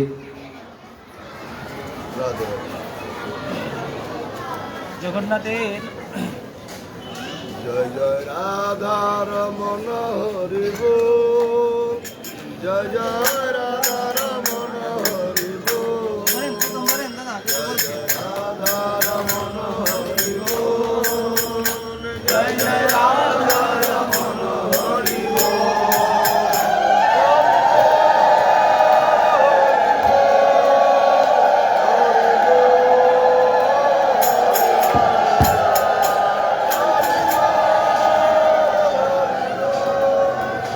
जय जय श्री राधेश्याम निताय गौर हरि बोल। সেই জায়গায় যখনই জগন্নাথের উদ্দেশ্যে যাত্রা করলেন, যেতে লাগলেন। আর জগন্নাথ মানে মন্দিরের সিংহদ্বারে যাওয়ার প্রতি জগন্নাথ তার পূজারীকে বলতে লাগলেন, দেখো আমার এক ভক্ত খুব কষ্ট করে মনে উৎকণ্ঠা লালসায় অনেক বাসনায় আমার কাছে এসছে, আমি তাকে দর্শন দিতে হবে, তুমি এক কাজ করো, তাকে রথে করে নিয়ে চলে আসো। এইবার পূজারীকে বললেন, জগন্নাথের একনিষ্ঠ ভক্তকে সবাই বলছে আমি আমি সবাই বলতে লাগলো। এবার একনিষ্ঠ ভক্ত বলছে জগন্নাথের কাছে আমি কাকে চিনবো? আবার পূজারী মন্দিরে গিয়ে বলতে লাগলেন যে আমি কাকে চিনবো? সবাই বলছে আমি বড় ভক্ত, আমি বড় ভক্ত। বলছে দেখো আমার হাত নেই, আমার ভক্তেরও হাত নেই, রক্তে রক্তান্বিত, রক্ত মাখা তার দেহ, তাকে তুমি নিয়ে আসো। এই বলেই যখনই পূজারী গেলেন, গিয়ে যখনই তাকে আনতে গেলেন, সত্যি দেখতে লাগলেন সারা শরীরে রক্ত মেখে আছে। আর জগন্নাথ জগন্নাথ জগন্নাথ বলে কাঁদতে লাগলেন। কেঁদে কেঁদে যখনই পূজারী তাকে নিয়ে গেলেন, জগন্নাথকে প্রণাম করলেন। সাক্ষাৎ জগন্নাথ মিন্ময় থাকতে পারলেন না, প্রকটই বলতে লাগলেন, তাকে আত্মসাৎ করলেন। আত্মসাৎ করার আগে বলতে লাগলেন যে প্রভু আমার একটি কথা ছিল। বলছে কি কথা? বলছে তুমি বলো যে আমার এই দুটি হাত কেন কেটে দেওয়া হয়েছে। তাহলে তুমি শোনো, পূর্বজন্মে আমি এক ব্রাহ্মণ ছিলাম, আমি এক বাগানে বসে তপস্যা করতেছিলাম। কোন এক কসাই এক গোমাতাকে হত্যা করার জন্য নিয়ে যাচ্ছে। তো আমি তো বাগানে বসে ভজন করছি, ভজন করতে করতে হঠাৎ করে গোমাতা ছুটে গেল, আমি দেখলাম না। কসাই এসে জিজ্ঞাসা করলেন, আমি কোনো কথা না বলে হাত দ্বারা ইশারা দিয়ে দিলাম। বলছে তুমি যখন হাত দিয়ে ইশারা দিয়ে দিলে, আর সেই দিন থেকেই তোমার এই হাত দুটি কাটার প্রয়াস হয়ে গেল। গত জীবনে তুমি যাকে হাতে রেখে দিলে, এই জীবনে মানে সেই কসাই কে ছিল জানো? এই যে মানে রমণী বা স্ত্রী ছিল, স্ত্রী যেমন করে তার স্বামীটাকে টুকরো টুকরো করে হত্যা করেছে, গত জীবনে এই কসাই ছিল। আর সেই স্ত্রী ছিল গাবি, গোমাতা। গোমাতাকে কসাই যেমন করে হত্যা করেছে, আর আজকে এই জীবনে গোমাতা রূপী সেই পুত্র মানে স্ত্রী নিজের স্বামীকে কসাইকে হত্যা করেছে। আর তুমি ছিলে ব্রাহ্মণ, তুমি যেমন করে আঙুল দিয়ে দেখে দিয়েছিলে, আর এই জীবনে তোমার এটা দুটি হাত কেটে দেয়া হয়েছে। এই বলে যাও, তুমি চিন্তা করো না, তোমার এই ভক্তি দৃঢ়তা দেখে তোমাকে আমি আত্মসাৎ করলাম। এই বলে জগন্নাথ দেব তাকে আত্মসাৎ করলেন। বলে জগন্নাথ দেব ভগবান কি। এরকম ভাবে আত্মসাৎ করলেন। দেখতে দেখতে প্রতিষ্ঠা বয়েতে পুরী গেলেন পালাইয়া। যখনই উনি চিন্তা করতে লাগলেন যে আমি চন্দন আনতে যাব। কোথায়? বলছে মলয় পর্বতে। মলয় পর্বত থেকে যখন চন্দন আনতে গেলেন, আনতে গিয়েই রাজাকে বললেন যে রাজা মশাই, সমস্ত দৃষ্টান্ত বললেন। দৃষ্টান্ত বলার পরে বলতে লাগলেন যে আপনি কোনো চিন্তা করবেন না, আমি চন্দনের ব্যবস্থা করে দিলাম। দুজন লোককে পাঠিয়ে চন্দন এনে দিলেন। বলছে দেখুন, রাজা ভক্ত ছিল না, তথাপি সৎসঙ্গের প্রভাবে ভক্ত হয়ে গেল। আজকে পুরীপাদের সঙ্গে প্রভাবে সে কি করলো? সে যথাযথভাবে চন্দন এনে দিলেন। এমন ভাবে চন্দন বহন করে এনে দিলেন, বলছে যান পরিবার, আপনি গিয়ে আপনার মনোবাসনা পূরণ করেন। এই বলে যখন এই পরিপাদ আসতে লাগলেন, হঠাৎ করে বলতে লাগলেন আমি আবার রেমুনায় গিয়ে গোপীনাথকে দর্শন করে যাব।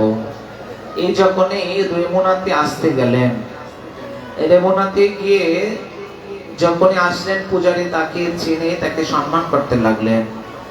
এইবার যখনই সম্মান করতে লাগলেন, সম্মান করার পরেই বলতে লাগলেন, দেখো আমি তোমাকে বলছি তুমি এক কাজ করো, যে আজকে তোমার এখানে থাকতে হবে না, মন্দিরে থাকো। রাত্রিতে পরিপাত যখনই বিশ্রাম করতে গেলেন, সঙ্গে সঙ্গে সাক্ষাৎ গোপাল তাকে স্বপ্নে দেখালেন, পরিপাত তোমার চন্দন আমি পেয়েছি, এই চন্দন তুমি পূজারীকে দিয়ে তুমি বলে দাও গোপীনাথকে যেন লেপন করে দেয়। পরিপাত বলতে লাগলেন যে এটি আমি তোমার জন্য রাখলাম প্রভু, তাহলে গোপীনাথকে কেন দেব? বলছে গোপীনাথকে কেন দেব? গোপীনাথ আর আমি অভিন্ন, তুমি গোপীনাথকে দিলেই আমি হয়ে যাবে, তোমার চিন্তা করতে হবে না, আমি আর গোপীনাথ অভিন্ন। এই বলে গোপাল আবার একে একে 3 বার স্বপ্নে দেখালেন। আর পরে 3 পূজারী ঠাকুরের কাছে যথাযথভাবে চন্দন দিয়ে দিলেন। আর সেই চন্দন অক্ষয় তৃতীয়া থেকে সুন্দর করে গোপীনাথকে সজ্জিত করে দিলেন। যাই হোক, এরকম ভাবে এখানে বর্ণন করলেন। এখানে বর্ণন করলেন যে ভারত ভূমিতে জন্ম হইল যার, জন্ম সার্থক করি কর পর উপকার। আমাদের গতদিন একটু আলোচনা ছিল মানব জীবনের বিষয়ে, যে এই জীবনে ভগবানকে লাভ করার জন্য জন্ম হয়েছে। আমরা সংসার সংসার কর্মে মেতে থাকি। যদি কেউ বলে দাদা একটু সৎসঙ্গ করো না, কি হবে সৎসঙ্গ করে? কেউ যদি বলে একটু নাম জপ করো, নামে কি খাবার দেবে, পেট ভরবে? আমরা কিন্তু বলতে থাকি। সত্যি কথা, এইগুলো কিন্তু মোটেও উচিত নয়। দেখুন, আমাদের জীবনে সন্তান সন্ততি লাভ করি কিসের জন্য? পরকালে সুখের জন্য। ভূত নামক নরক থেকে উদ্ধারের জন্যই তো আমরা পুত্র সন্তান কামনা করি। সন্তানের জন্য আমরা কত কিছু করি, যদি সন্তান হয় না, কত জায়গায় ডাক্তার, বৈদ্য, কবিরাজ, তারপরে গিয়ে কত কিছু মানসিক কত কিছু করতে থাকি। তারপরে যদি সন্তান আসে, যদি সুপুত্র হয়, সেই সুপুত্রের জন্য সারা বংশ জয় জয়কার। আর যদি কুলাঙ্গার পুত্র হয়, বলছে কুলাঙ্গার পুত্রের জন্য সারা বংশ একবার বিনাশ হতে থাকে। এজন্যই যে আমাদের সন্তান সন্ততি যখনই হবে, তাদেরকে যথাযথ জায়গায় যথাযথ সময়ে শিক্ষা দিতে হয়। যেমন ছোট সময় ছেলে মেয়েকে যা শিক্ষা দিবেন, সন্তানকে যা শিক্ষা দিবেন, তাই তো শিখে যাবে। এবার যদি বলেন যে তুই ফিজিক্স কেমিস্ট্রি বায়োলজি পড়তে পারিস, তুই একটু গীতা পড়তে পারিস না, বলছে পড়তে পারে। কখন? যখন তুমি তাকে পড়ার জন্য শিক্ষা দেবে। আর যদি আমরা পড়ার জন্য শিক্ষা না দেই, বলছে তাহলে হবে না। লোহা যতটুকু সময় গরম থাকে, আর তখনই আপনি যথাযথভাবে তাকে নিজের মতো করে নিতে পারেন। সন্তান যখন আপনার কথা শুনবে বা যখন আপনার কথা শুনতে থাকে, তখনই সন্তানকে বলতে হয় যে একটু গীতা পড়, ভাগবত আসলে যা, ভাগবত একটু শ্রবণ কর। দেখবেন এই সঙ্গের প্রভাবে আস্তে আস্তে সন্তান ভক্ত হবেই হবে। যদি না হয়, বলছে না হলে নিজের ব্যর্থতা। সনাতন ধর্মেতে কি পৃথিবীর সকল মত পথ সৃষ্টি হয়েছে, আর তাকে আমরা বোঝার চেষ্টা করি না, জানার চেষ্টা করি না। আজকে আপনার সন্তানকে যদি এই ধর্ম আসরে বা ধর্মসভায় বা আমাদের এই সৎসঙ্গে যদি না নিয়ে আসেন, যদি একটু গীতা পাঠের যদি সুন্দর পরিবেশ করতে না দেন, তাহলে কোথা থেকে শিখবে? বলছে ভক্ত হয়ে গেল, বলছে ভক্ত হতে দেবে না। সিনেমা হলে গিয়ে সিনেমা দেখো, বলছে এটা পছন্দ করবে। 2-4 জন বন্ধু মিলে সিগারেট খাও, বলছে এটা পছন্দ করবে। কিন্তু এই বলেই যে ভক্ত, ও বাবা এটা কি করলো, অমুকের ছেলেটা একবারে সন্ন্যাসী হয়ে গেল, গলায় মালা তিলক দিয়ে দিল, কিন্তু দিচ্ছে না। সিনেমা দেখতে পারো, বিড়ি সিগারেট খেতে পারো, তথাপি তুমি সৎসঙ্গে আসতে পারবে না, তথাপি তুমি ভাগবত পাঠ কীর্তন গীতা পড়তে পারবে না। এরকম কর্ম যেন না হয়।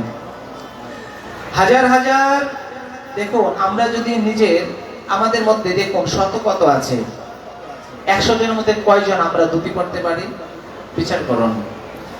100 জনের মধ্যে যদি দাঁড়ানো হয় যে তুমি একটা গীতার শ্লোক বলো, কয়জন বলতে পারবে? কয়জন? তার জন্য ব্যর্থতা কার? তার মধ্যে দোষ কাদের? নিজের বাবা মা। ছোট সময় থেকে যদি শিক্ষা না দেওয়া হয় তাহলে কোথা থেকে? আমরা অন্য ধর্মকে লক্ষ্য করি, অল্প বয়স থেকে তাদেরকে যথাযথ সময় শিক্ষা দিচ্ছে। আমরা দুটি সামান্য টুকু যদি আমরা নিজে না করি তাহলে কি করে হবে? হাজার হাজার সনাতনী হিন্দু মেয়ে ছেলেরা লাভ যাদের মানে কবলে পড়ে যথাযথভাবে ধর্মান্তরিত হতে লাগছে। লক্ষ লক্ষ প্রতিনিয়ত আপনি লক্ষ্য করুন, শব্দ প্রকাশ করে না, লক্ষ্য করে দেখুন, কারো না কারো সন্তান কারো না কারো ঘরে চলেই গেছে। তার জন্য দায়ী কে? বলছে আমরা নিজেরাই। সেদিন বিনোদ বাবা একটা ফেসবুকে আমরা দেখলাম, বিনোদ বাবা বলছেন যে হিন্দুদের শত্রু হিন্দুরাই, আর কেউ নয়, আর কেউ নয়। যে সনাতন ধর্মে পৃথিবীর সর্বশ্রেষ্ঠ একটি ধর্ম, যে সনাতন ধর্ম থেকে শত মত পথ সৃষ্টি হয়েছে, আজকে সেই সনাতন ধর্ম গুল্লায় চলে যাচ্ছে। তার জন্য বলছে ভজন করতে গেলে ভজন করতে দেয় না, সৎসঙ্গ করতে গেলে সৎসঙ্গ করতে দেয় না। বলছে ছেলে মেয়েকে ধর্ম শিক্ষা দেন। আমরা খুবই ভাগ্যবান যে বৃহত্তর ময়মনসিংহের মধ্যে এই দুর্গাবাড়িতে এত সুন্দর একটা প্রাণ কেন্দ্র, সেই জায়গার মধ্যে আমাদের ধর্মীয় শিক্ষা আছে। আর সেটা যদি আমরা যথাযথভাবে ছেলে মেয়েদেরকে দিতে পারি বা সেখানে বক্তৃতাদি করাতে পারি, বলছে আমাদের এই সন্তান সুমানুষ হবেই হবে।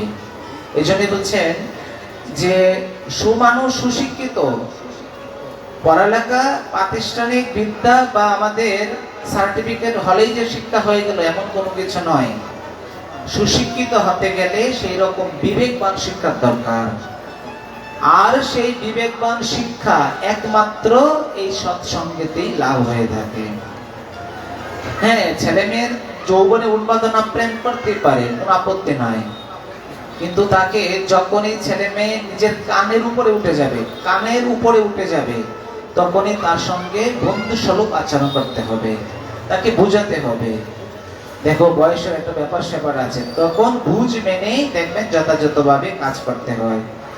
যাই হোক, আমাদের এই ধর্মের মধ্যে যদিও বা বছরে বা সপ্তাহে বা এক মাসে একদিন আসে, কিসের জন্য? বলছি একটু খিচুড়ি যদি খাইতে পারতাম তাহলে হইতো। আমাদের ধর্মটা হাড়ির মধ্যে নয়, সর্বদা চিরন্তন শাশ্বত নিত্য নবয়মান। আর এই ধর্মটা এই যে পাঠে গেলাম বা কীর্তনে গেলাম, একটু খিচুড়ি লোভে পড়ে আছি, একটু খিচুড়ি দেবে তাতে আমরা চলে যাব, বলছে না, খিচুড়ি খাওয়াটা বড় কথা নয়, প্রসাদ তো প্রসাদেই। মাধবেন্দ্র পুরীপাদের জীবনীতে দেখে আসছি, মানে গোপীনাথ তাকে যে হাড়িটা দিলেন সেই হাড়ির টুকরোটা পর্যন্ত খেতে লাগলেন।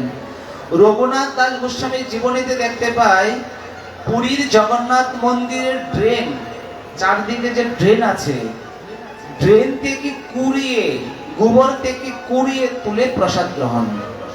আর আমরা বলছে যে কথা কথা মন্দিরে প্রসাদ দিচ্ছে, বলছে আজকে খিচুড়ি প্রসাদ, বাহ যাই, পাঠ কি শুনবো, খিচুড়িটাই নিয়ে যায়। শ্রোতা দুই প্রকার, উত্তম শ্রোতা আর অদম শ্রোতা। উত্তম শ্রোতার মধ্যে হচ্ছে গিয়ে হংস, সুখ, মিন ইত্যাদি, এই শ্রোতাগুলো যথাযথ ভালো, সর্বদা ভালো গুণ দেখে। আর অদম শ্রোতার মধ্যে বলছে যে সর্বদা দোষ দর্শন করে, এর মধ্যে থেকে কি দোষ আছে কি ত্রুটি আছে সেটাকে লক্ষ্য করা। আর কেউ কেউ আছে যে একটু খিচুড়ি খেতে পারলেই হলো, অথবা দেখবেন যে পাঠ শেষ হবে এই মুহূর্তে আসবে, এসে খিচুড়ি নিয়ে যাবে। এবার এত এত ভক্ত, হাজার হাজার ভক্ত থাকে, খিচুড়ি দেওয়ারও তো একটা লাইন থাকে, একটা সিরিয়াল মেনটেন করতে হয় না, হই হই হাহাকার, মারামারি, হানাহানি, কার আগে কে নেবে, না শেষ হয়ে যাবে, পরে নিতে পারবো না, এই বিশৃঙ্খলা। সনাতন ধর্ম রীতিনীতি এইগুলো নয়। মহাপ্রভুর আদর্শ, মহাপ্রভুর আদর্শ প্রত্যেক ঘরে ঘরে গিয়ে হরিনাম ভিক্ষা করো। ঠিক রঘুনাথ দাস গোস্বামীকে যে শিক্ষা দিলেন, মানে জগন্নাথ পুরী থেকে তুমি কুড়িয়ে প্রসাদ গ্রহণ করো। পুরী প্রসাদ, এই বলে যে আমরা প্রসাদের জন্য একবারে বিশৃঙ্খলা করবো বলছে, এরকম কোনো কিছু উচিত নয়। আর আমাদের এই ধর্মটাকে হাড়ির মধ্যে না করাটাই শ্রেষ্ঠ। কে কি করলেন, কে কি খেলেন, কে নিরামিষ বুঝি, কে প্রসাদ বুঝি, কে বৈষ্ণব, কে বৈষ্ণবী, এটা বড় কথা নয়। সর্বশ্রেষ্ঠ বড় কথা আমরা সনাতনী, আমরা হিন্দু, এটাই আমাদের সর্বশ্রেষ্ঠ। আর এইটা থেকে যার ভালো লাগে মা কালী ভজন করো, আপত্তি কোথায়? করো, তথাপি নিজের ধর্মে রাখো, নিজের ধর্মে থাকো। এখানে দৃষ্টান্ত দিলেন গীতাতে একই শ্লোক, প্রায় সমপার্জয়, অষ্টাদশ অধ্যায়ের একটা শ্লোক আর তৃতীয় অধ্যায়ের একটা শ্লোক।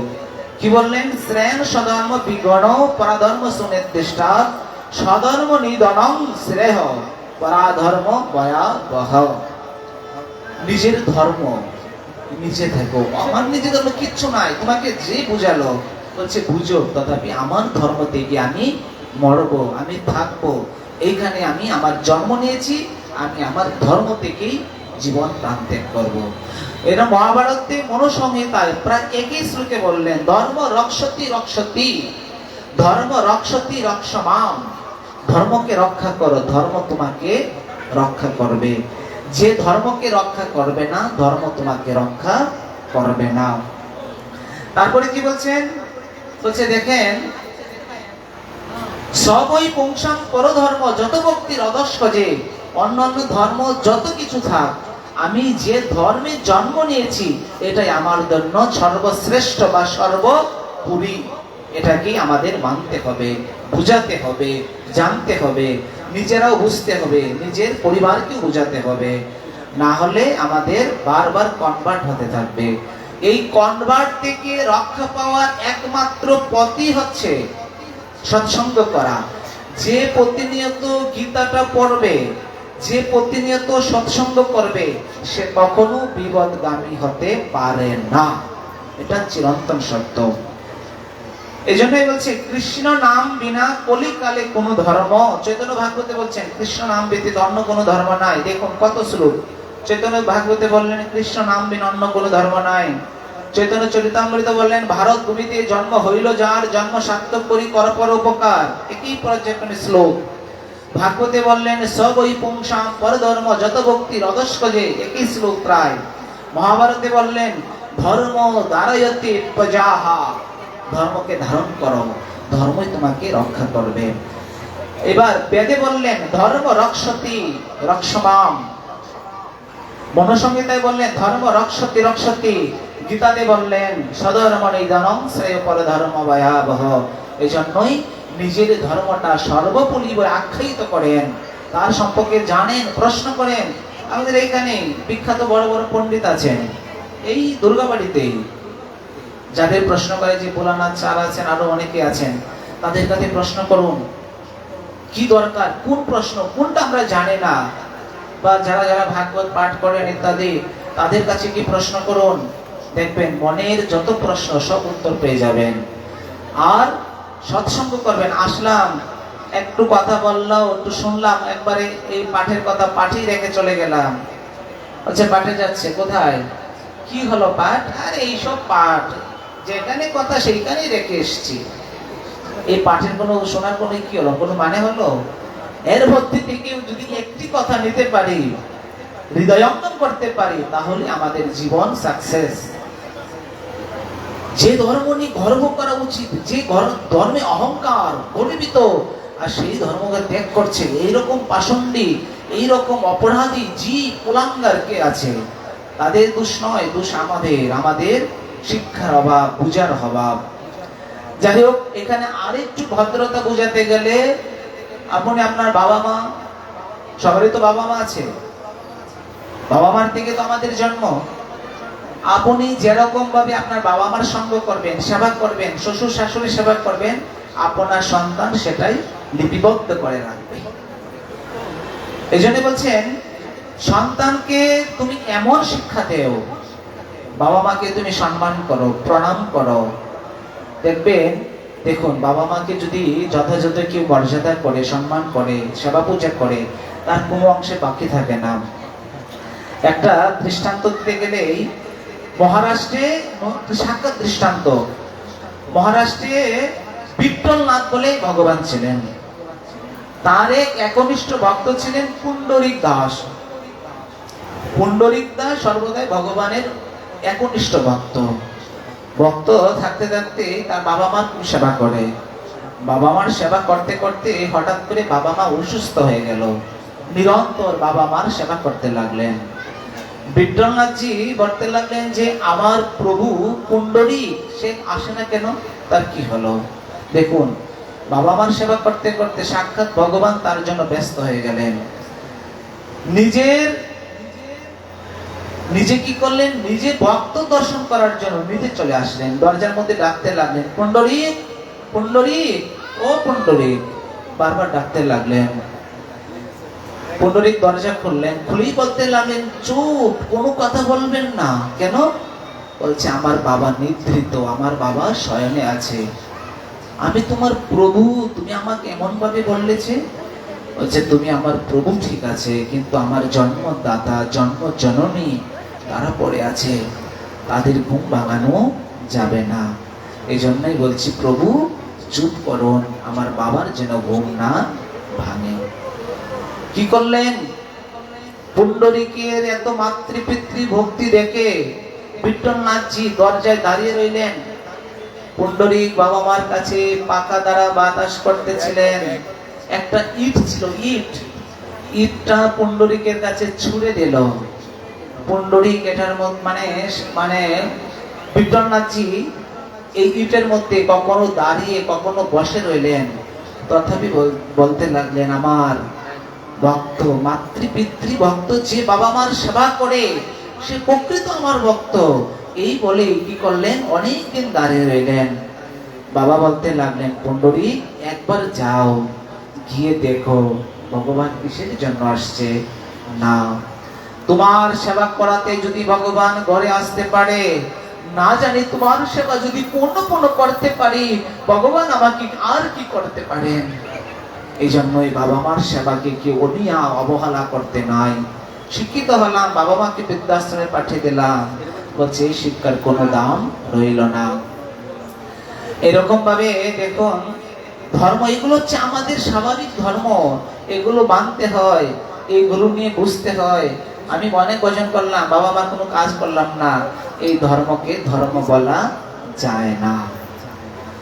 যাই হোক, এরকম ভাবে এখানে বলছেন যে বর্তমান সমাজ এরকম ভাবে দাঁড়িয়ে আছে। ফেসবুক দেখবে, সন্ধ্যা লেগে যাচ্ছে, সন্ধ্যা হয়ে যাচ্ছে, পুত্রবধূ ফেসবুক দেখছে, মোবাইলে সেট করছে। শাশুড়ি বলছেন, ও বৌমা, মোবাইলটা রেখে একটু ধূপ দেও না, সন্ধ্যাবেলা এগুলো করতে হয়। একবার দুবার বারবার বলতে লাগলেন। বলছে আপনি চুপ করে বসে থাকুন, আমার সংসার, যখন আমি মনে করব তখন আমি দেব। শাশুড়ি চুপ করে বসে রইলেন, দুপুটা চোখের জল ফেলে বলতে লাগলেন, আর এই সংসারের জন্য আমি কত কিছুই না করেছি, আর এই সংসার এখন তার হয়ে গেছে, আমার আর কিছুই রইল না। এই জন্য বর্তমানে মোবাইল সবাইকে এমন ভাবে গ্রাস করেছে, শুইতে গেলে মোবাইল সেট করতে করতে দেখতে দেখতে ঘুম, আবার ঘুম ভাঙবে আবার মোবাইল। মোবাইলটা একটা নিত্য একবারে তার সঙ্গী হয়ে গেছে। মোবাইলের ভিতরে কিচ্ছু নাই, নাম জপ করছে মোবাইল, গুরুমন্ত্র জপ করছে মোবাইল। হচ্ছে মোবাইলে একবারে যুব সমাজটাকে ধ্বংস করে দিচ্ছে। শুধু যুব সমাজ নয়, এখন সব সমাজের মধ্যে হয়ে যাচ্ছে। হরে কৃষ্ণ হরে রাম মোবাইল, হরে কৃষ্ণ হরে রাম মোবাইল দেখছে, নাম কিন্তু পূর্ণ হলো না, হরে কৃষ্ণ হরে রাম দেখে আর মোবাইল দেখতে লাগলো। তো সেটাই বলছে, ঠাকুরে শয়ন করতে গেলে যখন আমরা শয়নে যাই, বাবা মাকে স্মরণ করে, বাবা মাকে প্রণাম করে, হনুমানজিকে শরণার্থী করে, ভগবানকে গুরুদেবকে স্মরণ করে তারপরে ঘুমাতে হয়, নিজের ব্রহ্মচর্যকে রক্ষা করতে গেলে। আর বলছেন না, মোবাইল দেখতে দেখতে ঘুম, আবার মোবাইল দেখতে দেখতে উঠে যায়। বিজ্ঞান বলছেন যে এই মোবাইলের এত পরিমাণ রেডিয়েশন, এই মাথার নিচে রাখলে, আশেপাশে রাখলে বড় ধরনের ক্যান্সার থেকে শুরু করে সব প্রকার রোগ হতে পারে।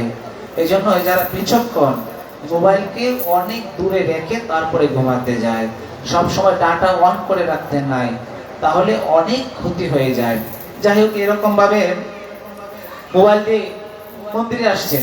কদিন আগে গাইবান্ধা পলাশবাড়িতে গেলাম। পলাশবাড়ি মন্দির তো খুব বিখ্যাত, অনেকে গিয়েছেন কিনা জানেন, অনেক বড় মন্দির। এখানে গিয়ে ঠাকুরজিকে পিছনে রেখে, ঠাকুর পিছনে ছবি একবারে সুন্দর ফটো তুলছে, কত যেন এমন করে ফটো তুলছে, সঙ্গে সঙ্গে রিলস বার করে দিচ্ছে, ভিডিও ফেসবুকে ছেড়ে দিচ্ছে। আরে মূর্খ, তুমি জানো না ঠাকুরকে কখনো পিছন দিতে হয়? ঠাকুরকে কখনো পিছন দিতে নেই। ঠাকুরকে সর্বদাই, ঠাকুর গুরুদেব বৈষ্ণবকে সর্বদাই সম্মুখ রেখে কথা, সম্মুখের দিকে প্রণাম করে বেরিয়ে আসা, কখনো পিছন দিতে নাই। আর আমরা এমন মূর্খ হয়ে গেলাম, নিজের রিলস দেওয়ার জন্য, ভিডিও বাড়ার জন্য, ইনকাম করার জন্য ঠাকুরকে পিছন দিয়ে, ঠাকুরের সঙ্গে পা দিয়ে এরকম এইভাবে কত সেলফোন, কত কিছু আমরা তুলতে থাকি। এগুলো আদৌ উচিত নয়, এগুলো সর্বদা বর্জন করতে হয়। তারপরে এখানে বলছেন যে অন্তত সপ্তাহে 1-2 দিন মন্দিরে নিয়ে যাও, ছেলে মেয়েকে ধর্ম শিক্ষা দেও। এরপরে কদিন আগে যে মায়ের মন্দিরে পূজা, মানে দুর্গাপূজা উপলক্ষে তো অঞ্জলি হয়, অঞ্জলি দেওয়া যায়। তো আমরা অনেক সময় আসি, দেখে তো চোখে এগুলো আমাদেরই পড়ে থাকে, দুষ্ট চোখ, আর কি বলবো বলেন। অঞ্জলি দিচ্ছে, একবার বড় অভিচার তো, জুতা খোলা যাবে না, জুতাগুলো পায়ে রেখে একবারে অঞ্জলি, মা ধনম দেহি জনম দি, কত কিছু প্রার্থনা করে দিচ্ছে, অথচ নিজে জুতা পায়ে। এটা আমাদের ধর্মে লেখা আছে? ধর্মে লেখা আছে কখনো বড়দেরকে সম্মান করো না, বড়দেরকে প্রণাম করো না, জুতা পায়ে মন্দিরে যাও, সর্বদা মোবাইল টেপো, বাবাকে অশ্রদ্ধা করে, এগুলো লেখা আছে? এগুলো কাদের জন্য লেখা? যারা কখনো ধর্ম চর্চা করে না, তাদের জন্য এগুলো লেখা।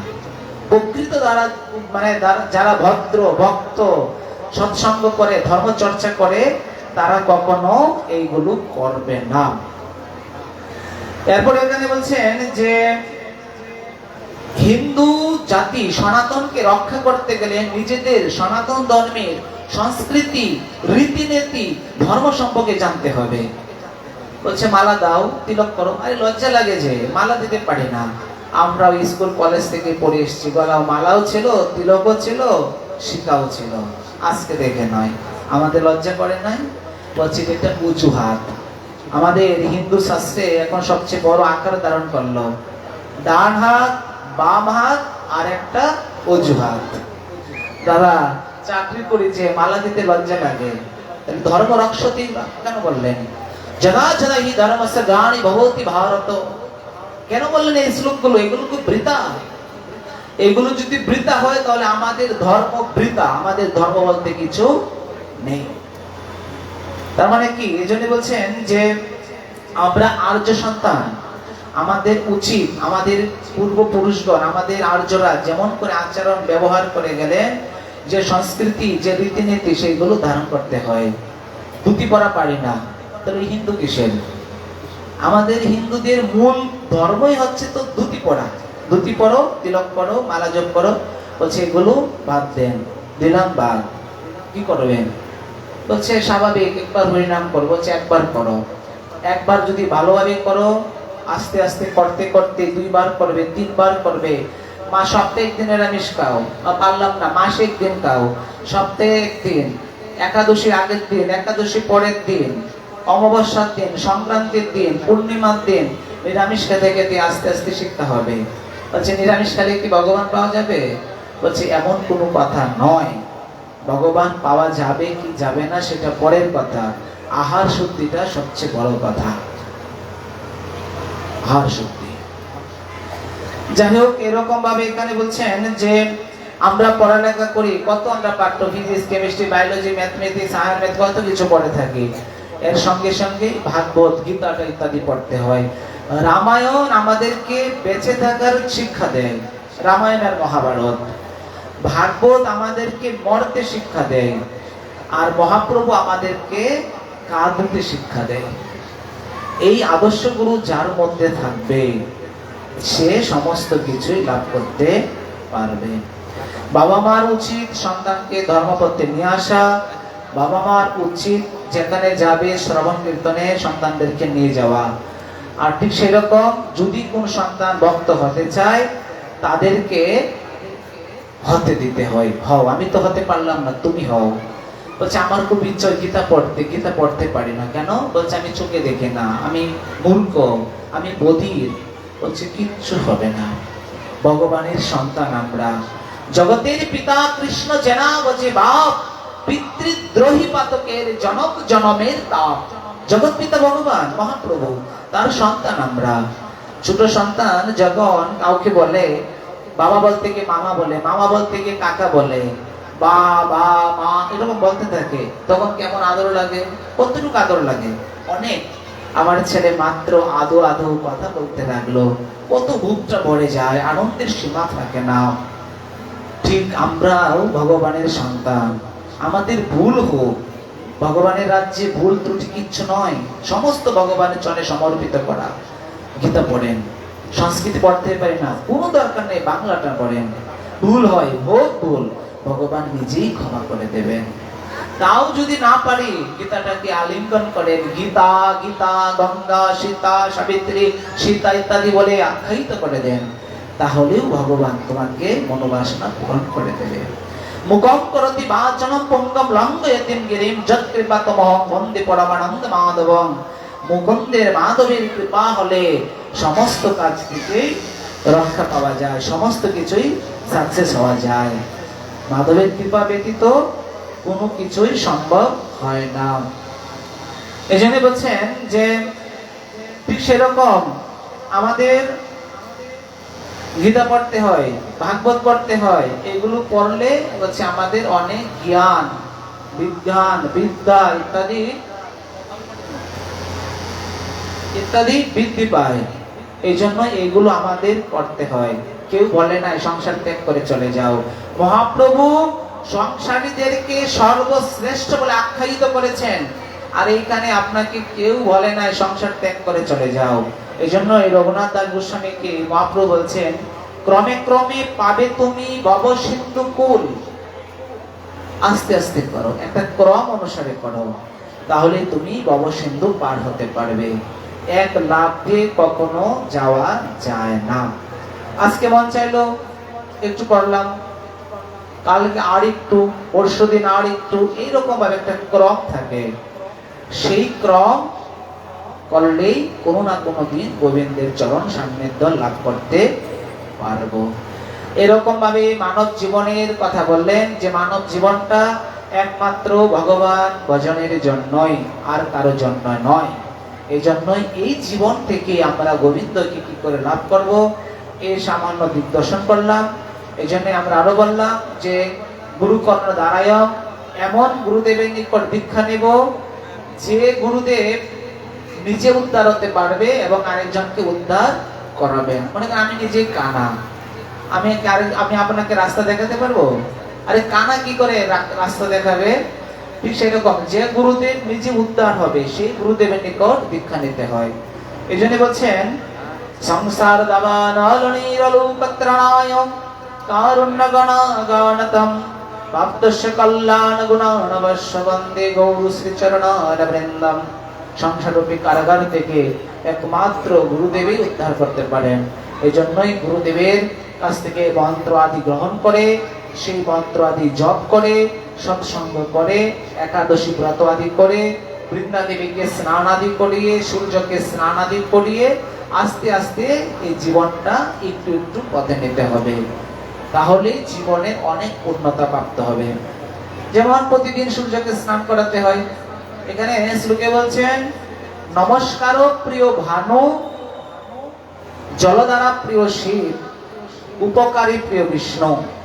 মানুষের কল্যাণ করবে, সর্বশ্রেষ্ঠ বেদের কথা। জীবের কল্যাণ করবে।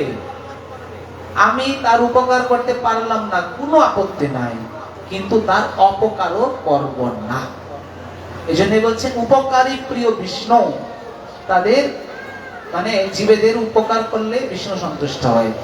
সূর্যকে নমস্কার প্রিয় ভানু, প্রতিদিন সূর্যকে স্নান করাবেন, একটু তর্পণ করবেন, একটু নমস্কার করবেন, অনেক রোগ থেকে মুক্ত হতে পারবেন। আর প্রতিদিন বৃন্দা দেবীকে একটু জল দিয়ে একটু 4টা ঘুরান দিয়ে দিবেন, দেখবেন অনেক রূপ থেকে মুক্ত হওয়া যাবে এবং অনেক পাপ থেকে মুক্ত হয়ে যায়। জানি কানি চ পাপানি ব্রহ্ম হত্যাদিকানি চ তানি তানি প্রণশান্তি প্রদক্ষিণ পদে পদে। যদি আমরা প্রদক্ষিণ করতে পারি তাহলে আমরা এই যত অজানা জানা পাপ আছে আমাদের এগুলো খণ্ডন হয়ে যায়। প্রতিপক্ষে একটা একাদশী, এই একাদশী মানে কি? একাদশ ইন্দ্রিয় দ্বারা যে পাপ কর্মটা হয় এই একাদশী ব্রত করলে সেই পাপ থেকে মুক্ত হওয়া যায়। যাই হোক, এরকম ভাবে আমাদের মানব জীবনে সাধারণ ভাবে দিক দর্শন করলাম। আমাদের এই সর্বোপরি হচ্ছে বিগ্রহ নবতনী সাক্ষাৎ গজেন্দ্রনন্দন। এই জন্যই যারা বিগ্রহ সেবার অধিকার তারা একমাত্র বিগ্রহ সেবা করবেন, আর যাদের বিগ্রহ সেবার অধিকার নেই তারা চিত্রপটের সেবা করবেন। আমরা এই 2 দিনের আলোচনায় সমস্ত দিক দর্শন করেছি। এইবার সম্পূর্ণ বিষয় হচ্ছে আমাদের নিজেদের ব্যাপার, কে কিরকম করব, কে কিরকম করব না। এই শিক্ষণের বিষয় হচ্ছে এটাই যে সৎভাবে চলবো, ভগবানের ভক্তি পথে চলবো, বিগ্রহ সেবা পূজা ইত্যাদির প্রতি ভক্তি শ্রদ্ধা রাখবো, আর মানব জীবনের যে দিক দর্শনগুলো বলা হলো এই দিক দর্শনগুলো বলেই আমরা ভগবতী মায়ের চরণে প্রণাম জানিয়ে, মহাপ্রভুর চরণে প্রণাম জানিয়ে ভাগবতে বিশ্রাম রাখলাম। শ্রীমন মহাপ্রভু যদি কৃপা করেন আবার কোনো না কোনো দিন পাঠের বাসনা রাখছি। ইত্রি অত্র বেশ বিশ্রাম। বলিয়ে শ্রীমন মহাপ্রভু কি, শ্রী নবদ্বীপ নীলাচল ধাম কি, শ্রী বৃন্দাবন ধাম কি, ভাগবত কথা কীর্তন কি, উপস্থিত ভক্ত বৃন্দ কি, আপন আপন গুরু গোবিন্দ কি, সদ্গুরুদেব মহারাজ কি, সন্ত ভগবান কি। জয় জয় শ্রী রাধে শ্যাম নিতাই গৌর সীতানাথ প্রেমানন্দে হরি হর।